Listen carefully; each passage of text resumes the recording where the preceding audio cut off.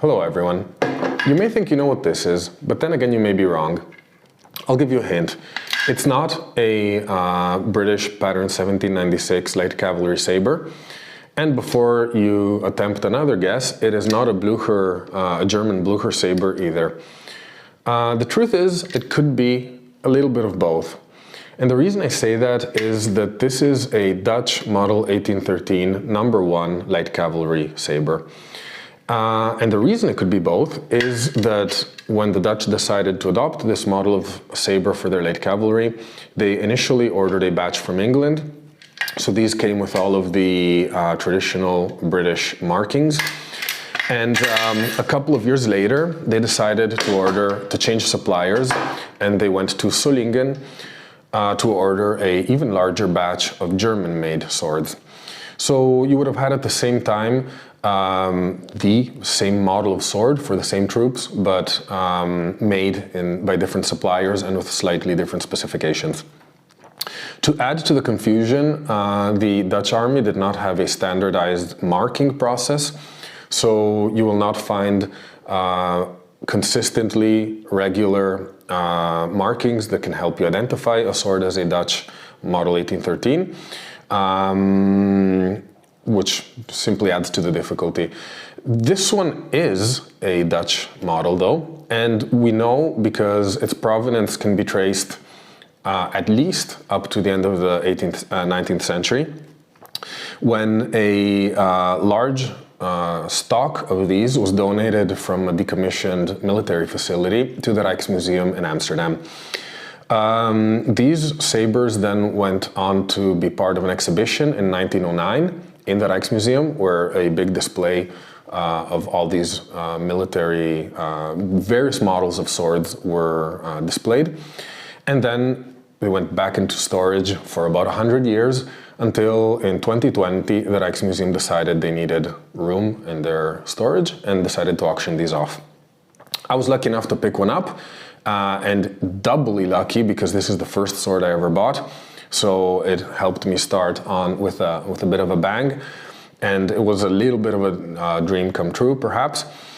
So this is what can help us know that a specific sword is a Dutch one. And actually, after this auction, you'll see a lot of them occasionally for sale.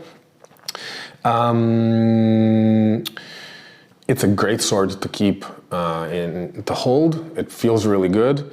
And we're gonna dive into the details of this one in a moment.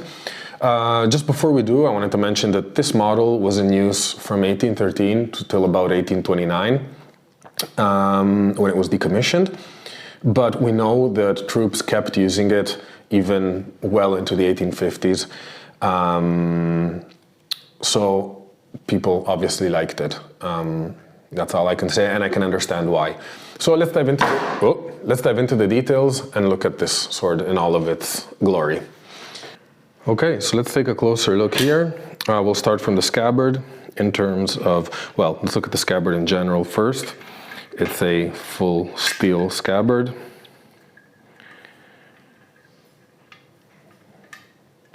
If we look at the drag, we'll see it's a rather small drag, but this isn't because of use. As you can see, it's not particularly worn. It's just the way it was made. And one interesting thing about it is that you can see, just a second, let me reposition.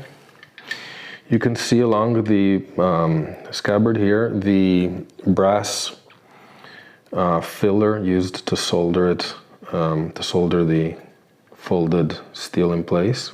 I think that's really cool. And you can see it runs along the whole seam of the scabbard. Actually, you can even see it up towards the throat.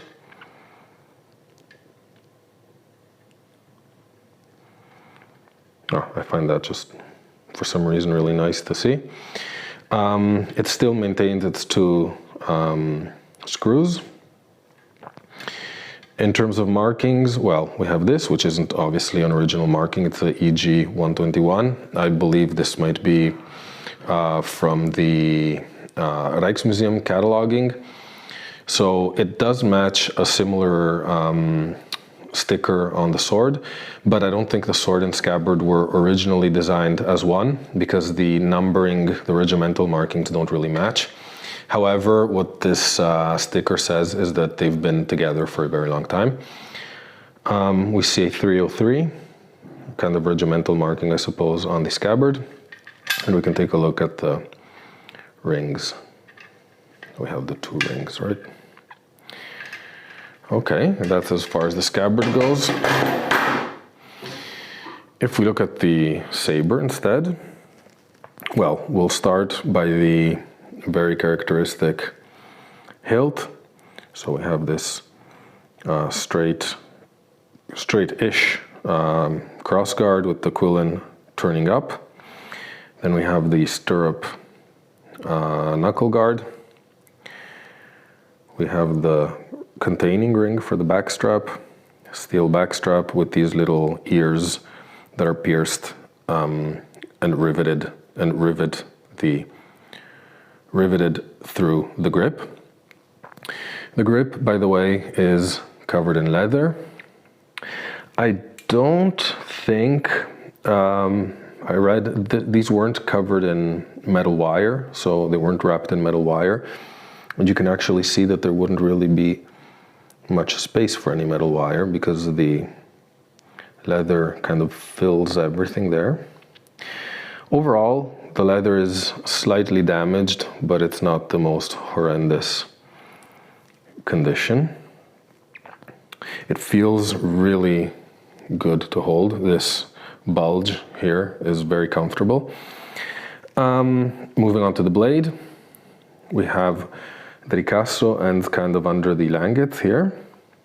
Oh, I didn't mention the langet, kind of blunt shaped, some rounded.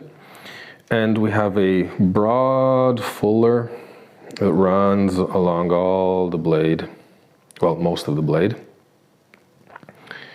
and then kind of tapers off in the last maybe third as the blade kind of beefs up towards the end.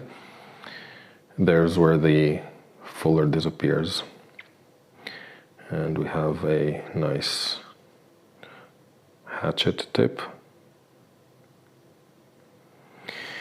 The blade isn't sharp, so it was not used at any point. It's, I would say, very new, very old stock.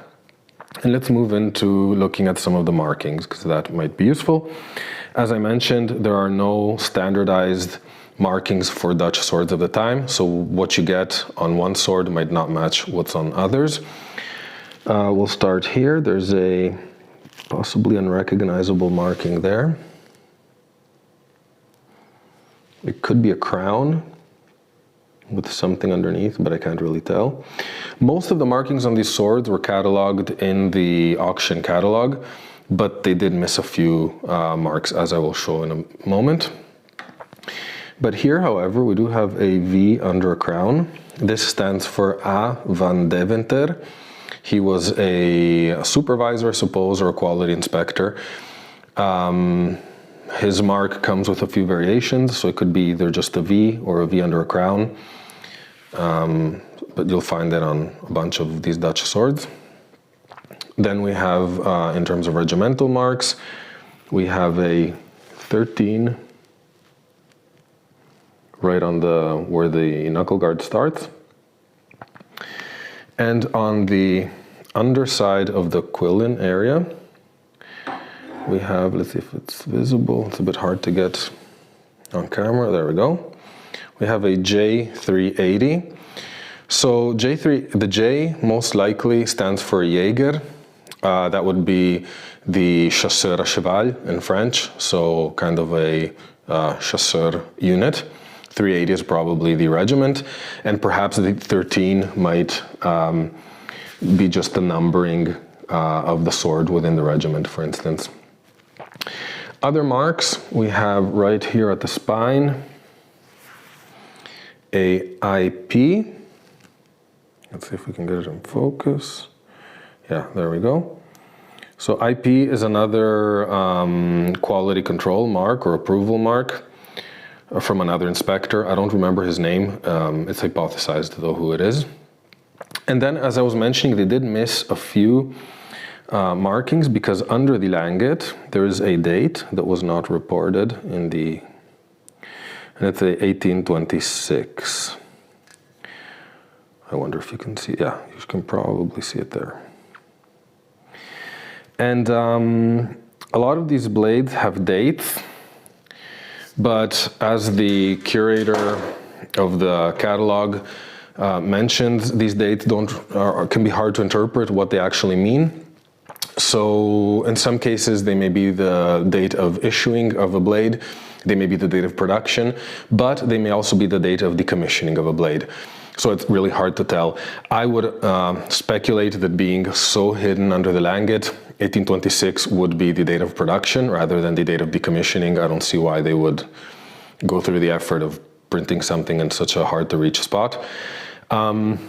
Which would place this blade as one of the late ones before the model was decommissioned. So I hope this video was useful to get a little bit of a better understanding of a maybe less known version of a very famous sabre. Yeah, as I mentioned, it really feels great. This is just a fun sword to hold and look at. As usual, if there's anything that interests you behind me here, I can make a video about it. I hope you enjoyed this and see you next time. Thank you for watching.